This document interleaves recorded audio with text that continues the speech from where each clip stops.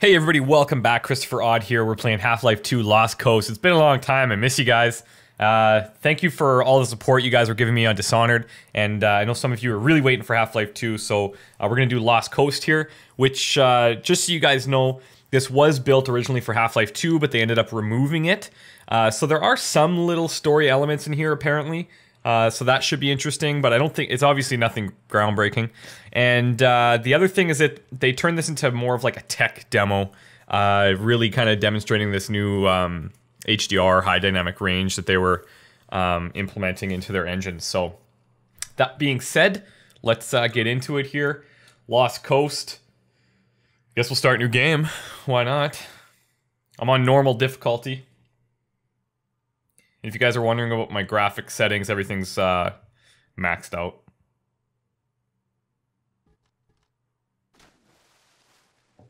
I hope G-Balls shows up here. Oh, the other thing, I actually turned on the director's commentary because I thought it would be just something interesting. I'm only going to do that for this game. Oh, cool. We have other weapons? What do we got here? Oh, we do have the gravity gun. That's cool. Crowbar? Oh yeah. Big time. Okay, well, yeah, so I'm gonna check out these commentary things, and I'm only gonna do this because it's just one little level, and we'll see what happens. Hi, this is Gabe Newell, and welcome to the Lost Coast.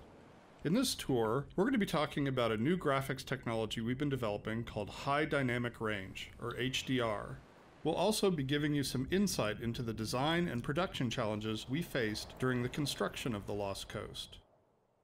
First, a quick explanation of the commentary system. To listen to a commentary node, put your crosshair over the floating commentary symbol and press your use key. To stop the commentary, put your crosshair over the rotating node and press your use key again. Some commentary nodes may take control of the game for the purpose of showing something to you. In these cases, simply pressing your use key will stop the commentary. Okay, cool. So if the commentary's boring, then we won't listen to it, but there's a whole bunch right at the start here, so... With conventional rendering, seen here on the left, oh wow, if something on the screen is 20% reflective, like the wet sand, then the maximum reflected brightness can only be 20% of the maximum brightness of your monitor. HDR's more accurate simulation of light ensures that the sun's reflection on this wet sand appears as it would in the real world, which could potentially use 100% of the maximum monitor brightness. HDR uses bloom to simulate light that is beyond 100% of a monitor's maximum brightness. Okay, so some of this is pretty technical. That's interesting. Let's check this one out. When the art team started to think about a location that would demonstrate the power of HDR, a beach was one of the first choices we made. The visual relationship between the sky, the water, and the rock. Okay, yeah.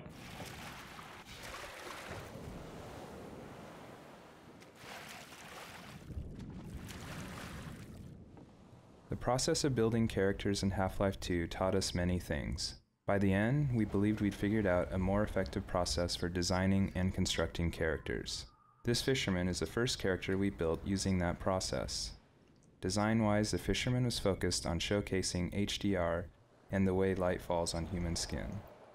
The highlights on his forehead and nose are good examples of specularity on human skin. You can see how the wrinkles on his cheeks and around his eyes are an example of how we can use normal maps to add depth.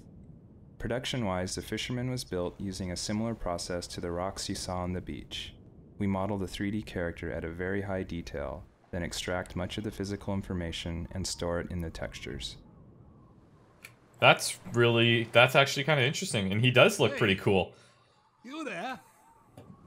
Wait a minute now, aren't you? You are. You're that scientist chap, Friedman, Fishman, am I right? Froman. You must be Thanks. here to take on the Combine. Not sure what one man can do, but no other reason to visit St. Olga at a time like this. I'll take you to where they made their base, or as far as I can, at any rate. Now, if I'm not mistaken, I think this takes place after Highway 17, before Sand Traps, I think. Don't quote me on that, but if I'm wrong, let me know.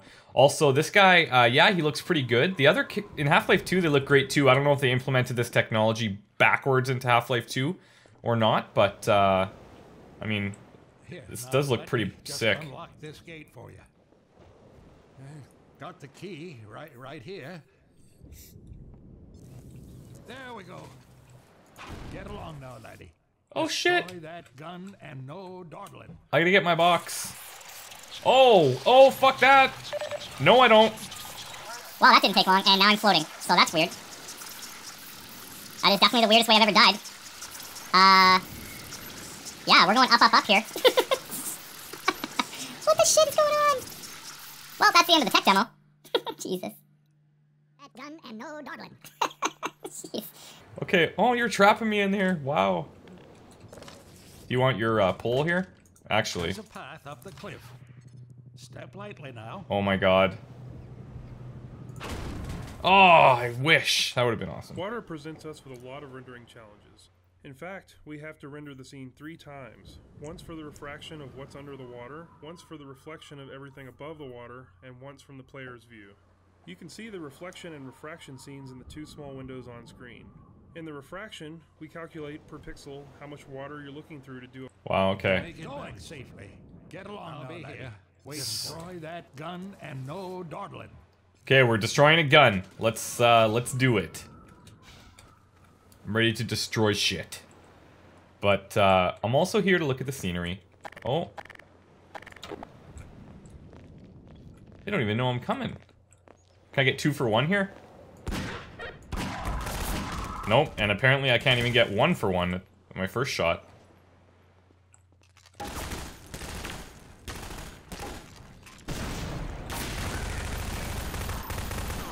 There we go, there we go. Oh shit.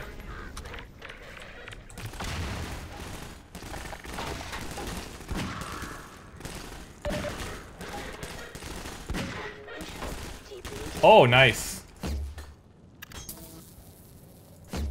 Eat it. Very nice. Oh, how I've missed shooting things like this. I do have to turn on that auto switch thing because I don't like that very much. Where is it? Where is it? Where is it? Keyboard, maybe? Advanced? Fast weapon switch. That's what I'm talking about. Alright. Come here.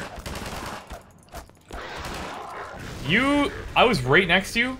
Oh, this is my all-time favorite gun. Let's see what this commentary has to say. The area you're currently entering is called the Cliffside Arena.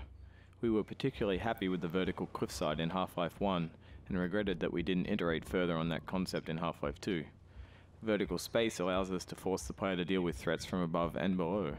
We find that players focus their view on the direction they're traveling, so by using a cliffside and having the player ascend it, we ensure that the player will look up and be prepared for enemies. If the player's path was to move past the bottom of the cliffside, it would be unlikely he would notice soldiers rappelling down from above. And dying from unknown threats never feels fair and certainly isn't fun. Yep. But I do like that the commentary is going to let me sneak up on dickheads like this. Oh, nice throw. Not bad.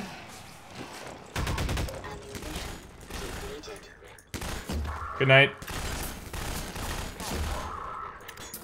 Wow, okay. Oh, almost down. They're talking about the cliff in Half-Life 1? Yeah, I remember that.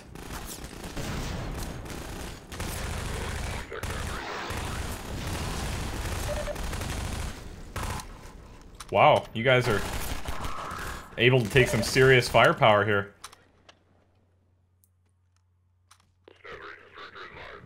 Look at him.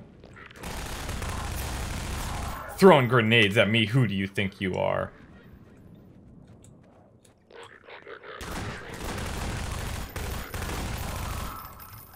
Oh, hi. Are they not able to hit me, or what's going on? Like... One of the features of our HDR solution is dynamic tone mapping. The easiest way to think about dynamic tone mapping is that it's a method of simulating the way the human eye reacts to light. In the real world, you've probably walked into a dark room and noticed your eye adjusting to the darkness, letting you see better after some time. Or you've walked out into a bright day and been blinded by the sun, only to have your eye adjust and allow you to see normally. Your iris is adjusting itself in response to the amount of light hitting your eye. Dynamic tone mapping simulates this by automatically adjusting the exposure of the scene to mimic the behavior of your iris. You can see this as the view moves from the dark tunnel to the bright sun and back again. Here, you can see the way we calculate the amount of light hitting the player's eyes. We take a snapshot of the scene, measure the brightness levels, and then use that to adjust exposure. We consider light at the center of the screen more important than at the edges, to better simulate the geometry of the eye. There's a lot of thought process The goes courtyard into this in front stuff. of you is a space we call an arena. Arenas are built to hold the player for a period of time, and usually contain combat or some other challenge. They often have multiple entry points for enemies, along with a gate of some kind to prevent the player moving on, until the challenge has been completed. In this case, the arena is free of enemies until the player solves a puzzle and triggers an alarm. This is a method that allows the player to explore the arena and get a sense of its space before being forced to fight in it. It adds a sense of uneasiness to the player, who's expecting to be attacked now that they've reached the goal set for them at the start of the map. The break in the action here is also a crucial part of the level's pacing. It allows the player to recover and explore the world a little after being attacked on the way up the cliffside. I actually really like this commentary. That's cool. I know you guys wouldn't want to watch this on like a full game playthrough, but when it's just one level, this is kind of interesting. The Source engine supports a wide variety of shaders. The refraction shader on the window here requires us to copy the scene to a texture, refract it, and then apply it to the window surface. Okay, well, more technical stuff. So he mentioned there's like a puzzle here that I gotta set off an alarm. We wanted to transition from a bright, wide open space into a tighter, closed one to showcase HDR's dynamic tone mapping. Churches are great dramatic spaces. They're often lit naturally with extreme... He basically said the same thing twice there, so I'm just gonna skip it. Whoa! Holy ultra charge. There we go. These look like those little pods that they Our launch. games are filled with things we call gates, which are essentially just challenges that the player must overcome to drive the experience forward. We used a puzzle here since the player has been through combat and exploration recently. When we design challenges, we try to ensure that the player's goal and the action required by the player are both fun. It's not hard to create interesting goals for the player, like stopping this machine from shelling the nearby village, but the action required by the player to solve the challenge needs to be fun as well. So instead of something menial, such as hitting an off switch, the player gets to use physics to jam the gun's mechanism and cause it to break. Yes. So I was on the right track. Oh, there we go. So is that jammed or what? Looks pretty... Oh! Oh! Alarm is set. Oh shit. My favorite little things are back. These are the poisonous chickens. Oh yeah. Welcome home. Churches are great dramatic spaces. Oh man, we're gonna have some shit to deal with here. So I thought the puzzle was actually gonna be outside, but I was wrong. What the shit? Uh-oh.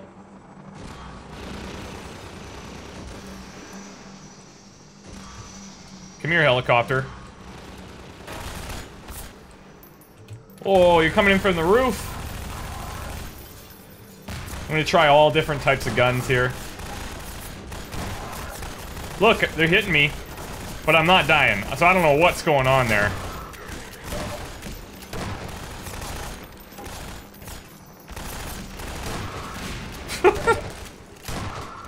Well, I guess I'm playing on God mode somehow. Maybe it's because of this commentary. I don't know. But whatever.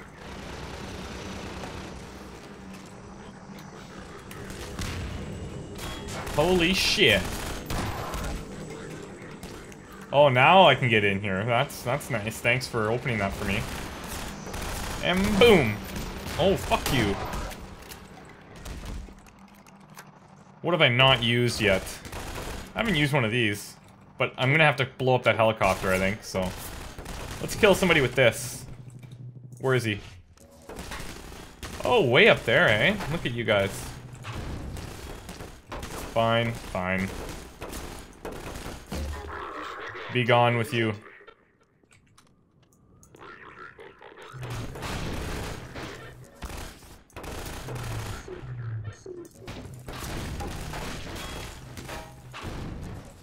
These things don't like to blow up as much.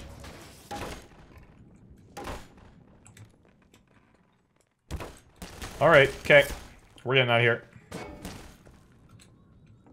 This marks the end of the Lost Coast tour. This has been an experiment on our part to see if our community would find it interesting to learn more about our development process. Interesting. As always, we're interested in your feedback. I can be reached at gaben, G-A-B-E-N, at valvesoftware.com. If people like this, we'll keep producing this kind of content for all of our games going forward. Thanks for listening. That's really cool, and I do believe that they ended up doing that. So good for them. I like that they really asked for that feedback.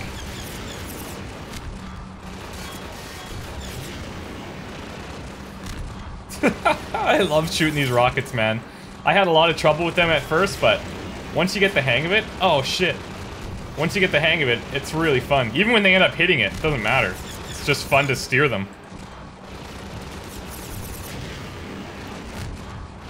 And still, these take forever to kill. Oh, there it goes.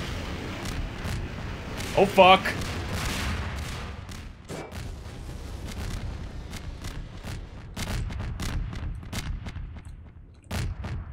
Still blowing up.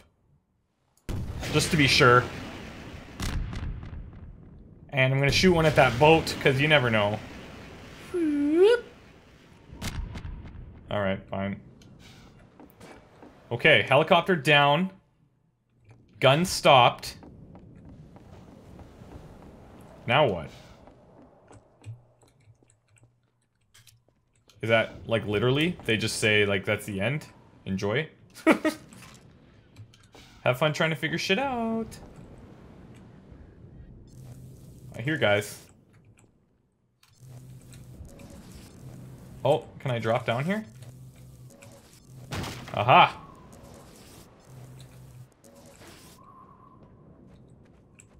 No. No, maybe not. There we go. Oh man, this is actually kind of tense. Okay, I'm in the basket. Bring me down. Let's go talk to Fisherman there. Fisherman Bob. Oh, I want that back. Nope. Guess I'm not getting it. That's too bad. Oh! You did it, lad. Come on with me to St. Olga. We'll celebrate this victory with a feast. Alright, sounds good. Hope you like leeches. Ew, I actually dislike Where them. you going? You're getting fuzzy around the edges. Well, I guess you got other places to be. Nice knowing ya. Probably getting teleported out by G-balls. Who knows? Anyways, that was fun. I don't know. I died. I floated in the air, and then I got God mode. So that was kind of interesting. Maybe it's because of the commentary thing, but this was just a little warm-up video. The next video you guys see me upload is going to be the beginning of Half-Life 2 Episode 1. Thank you guys for all of the support on the channel, and I really appreciate you guys very much. So take care, and hope you stick around.